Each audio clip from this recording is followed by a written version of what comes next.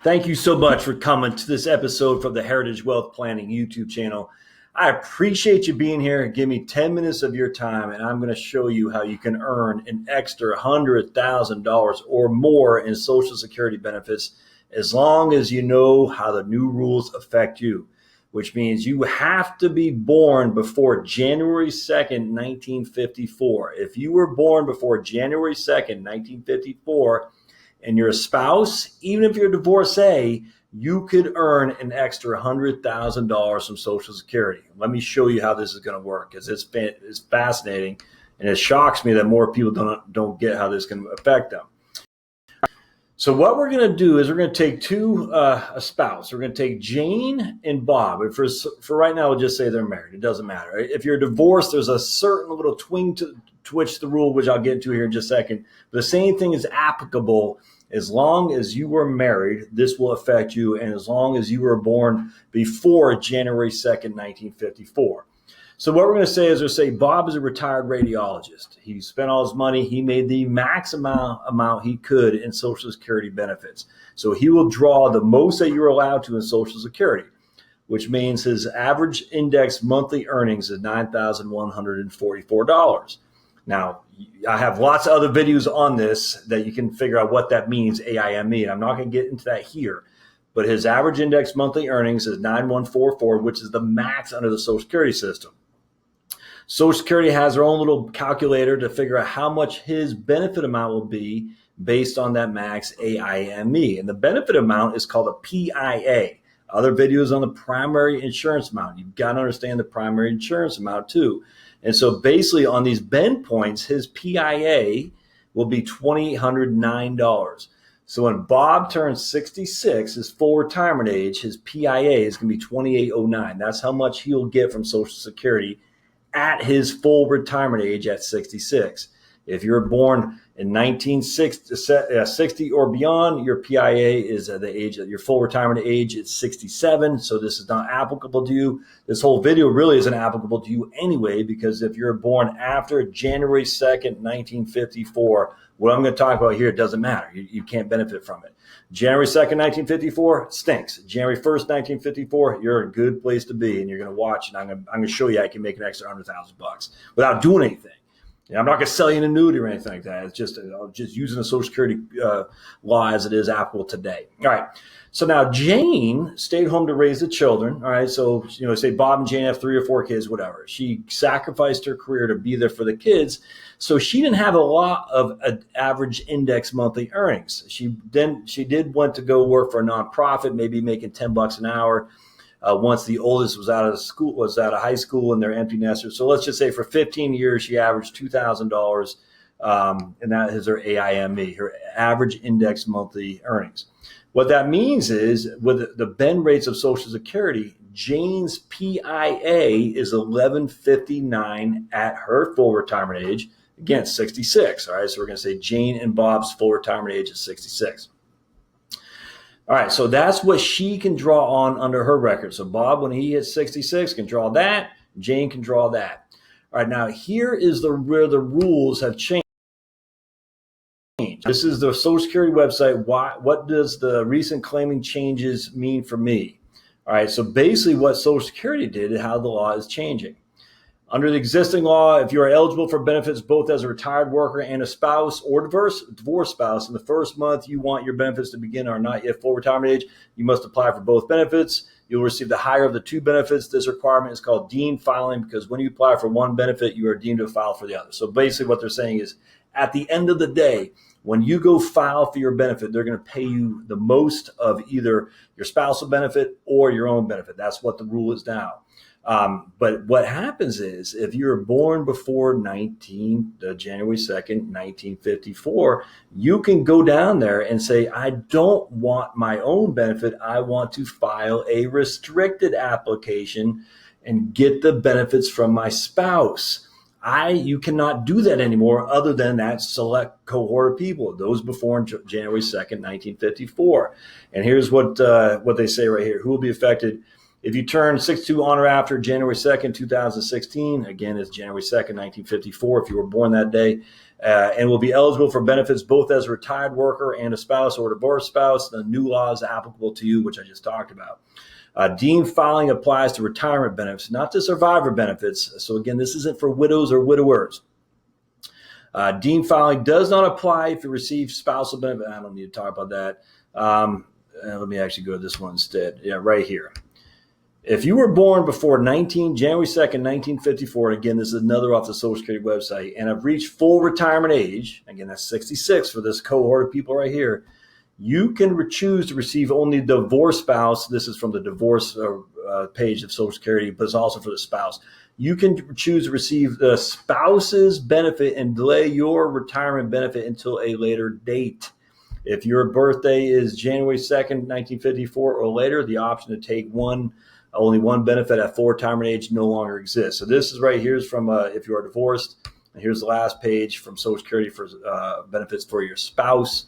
And it says, could not be clearer. Watch, my friends, watch.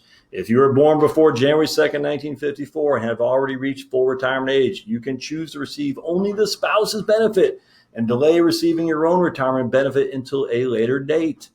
So remember, it's for divorcees and it's for spouses, divorcees and spouses. If you were married, this is going to be applicable to you as long as you were born before January 2nd, 1954. So let me show you how this is going to work in real live numbers. All right. So we got Jane. She's been married to Bob. Bob filed for his benefit. All right. So his benefit is 2809. He took out his full retirement age. Jane says, I'm going to take my benefit as well. But before she does, she happens to talk to a smart financial planner. And the smart financial planner says, whoa, hold on there. Don't take your benefit. Take your spousal benefit instead. And what that means is, let me move myself out of the way here. Jane's spousal benefit is 1/2 of Bob's PIA. So it's 1/2 of this right here. In fact, you can see I did a quick calculation. Bob's spousal benefit is 2809. Bob's benefit is 2809. Jane's spousal benefit is 1/2 of that, which is $1,400. So Jane says, I'm not going to take my own benefit. I'm going to restrict my application and instead get my spousal benefit from Bob, which is 1/2 of his PIA, his primary insurance amount. Now, what's going on here? So now Jane automatically makes another, 1,400 over 1159, 1,404 minus 1159. Jane's already making $245 a month. Let me write that down. Because she's taking her spousal benefit other than her own benefit based on her own work history. But here's the kicker. Every year she defers filing for her own benefit. This benefit grows by 8%. So here's Jane's benefit with those 8% delayed earnings credits. And at 67, it'll be $1,251. At 68, it'll be $1,344. Then finally at 70, because an 8% delayed earnings credits stop. They stop when you hit 70. Her benefit's going to be $1,530. So now what's going to happen is she'll lose this benefit here because she'd rather take the one that pays $130 a month more. All right, so remember, Bob had to file. So Bob has to be receiving benefits. If you're divorced, he doesn't have to be. Now, there's caveats there, but just remember, if you're divorced, you don't know what Bob's doing, and he doesn't have to be receiving benefits today. If you're married, Bob has had to have filed for this to be applicable. But again, we're going to say he filed at his full retirement age. Jane says, I'm going down to Social Security with you, Bob. I'm going to file for my own benefit, and I'm going to restrict it so I can get my spousal benefit, which will pay me more, and it allows my own benefit to grow 8% a year until I hit 70. So let's do a quick calculation. So now we're going to say Jane lives till she's 90 years old, okay, which is if you have a husband and wife, there's a 50% chance one of those spouses, most likely the woman, is going to live till she's 90. So we're going to say Jane lives until she's 90. So in this case, she has 20 years of making 1530 months. So we're going to do 20. We're going to do so we're going to do 15. We're going to do this right here equals this times 12 which is that. All right. That's going to give us $18,630 a year in Social Security benefits. But we're going to times it by 12. So we're going to do it by 20, because she's going to get it for 20 years times 20. So she's going to get a $367,000 based on her own earnings history with her delayed earnings credits until she's 90 years old. But don't forget, she also has this benefit for 4 years as well, because from 66, she was getting that per month until she turns 70. So we're going to go that time that equals this times 12, and that's going to give her $16,856, and we're going to do that for 4 years, equals this times 4. So her total benefit is, now we're going to equal this right here. We're going to make, see if I can get myself out of the way. I don't see the thing for that. Either way, we're going to do this equals this. Oh, watch out, man. This plus that. And so her total benefit that she'll receive will be $434,000. Now, what if she just took this instead? All right, so now she says, I didn't talk to a good financial planner, or no one I saw on YouTube gave me some good insight into my financial planning. So I just went down there, and the folks at Social Security are so flipping busy. They didn't have enough time to tell me about the restricted application rules that are applicable to me. So I'm just going to take my own benefit at my primary insurance amount at my full retirement age, which is 1159. Now I'm going to do that we have 24 years. So 24 years, again, 66 until she's 90. That's 24 years. We're going to times that by 12 months. That's 288 months. So we're going to do this times that times $288 a month. Look at that. What's the difference? So now watch this. That minus that. $100,806.48, my friends. That's how much you could get from Social Security by understanding how the rules apply. $100,806.48. That is real money. If you were born before January 2nd, 1954, you have got to understand the rules on how Social Security works, because that is money. That's your money. I was arguing with a guy on YouTube, a nice guy, arguing is too strong, debating a guy. He says, they shouldn't be able to do that. Well, they can. It's completely legitimate. It's completely the law. Jane over here sacrificed her career for the benefit of society to raise her children, so her children won't be out there slinging rock cocaine and stuff like that. And so that extra $100,000 is not a gift from society to her. It's her money that she sacrificed for not working to make sure her kids are in good shape. That's a fact. Can kids become crazy when they're married, when a woman or husband stays at home? Absolutely. By and large, that's not the case. By and large, children from two-parent families with a stay-home mom or dad are going to be a little bit better off to deal with the intricacies of society. That's a fact. You don't have to agree with it. I don't care.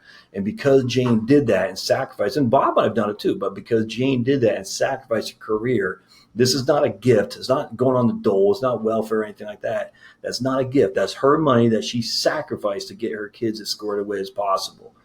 And that's her money, and she should get it. And unfortunately, there's not that many people right now who are talking about how she can get it, which is crying shame.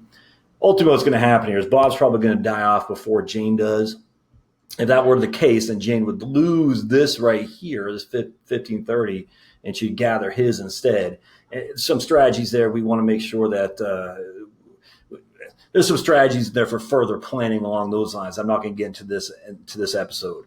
But just remember, we're talking six figures, $100,806.48 back to Jane. That's taxed much, much more favorably than any other kind of account that's out there. That's 100% guaranteed. And by the way, we're not even talking about cost of living adjustments either. Restricted applications. As I sign off here today, if you were born before January 2nd, 1954, and you're considering taking Social Security, and you are married or you were divorced and you're not considering a restricted application, you are wrong. You need to talk to Social Security for your restricted application. It simply says as long as your spouse is filed, and again, this is for married, has filed and is claiming benefits coming in, you can restrict your application and get your spousal benefits, which is half of his or hers, and allow your own benefits to grow at that 8% a year clip. And then at 70 years old, you can sacrifice your spousal benefits and instead get your own record off there with 8% delayed earnings credits. And divorcees is a little bit more favorable. Your ex-spouse doesn't have to have filed for benefits, and this would be applicable to you. So hope this helps. By all means, if you have questions, if you need some help, contact me. Go to heritagewealthplanning.com. Send me an email at josh@heritagewealthplanning. I'll put all these links up here in the show notes, and I wish you the best as it comes to determine your own Social Security. Anything I can do, please let me know. Hey, thanks for watching. We'll see you next time on the Heritage Wealth Planning YouTube channel. Thanks, guys.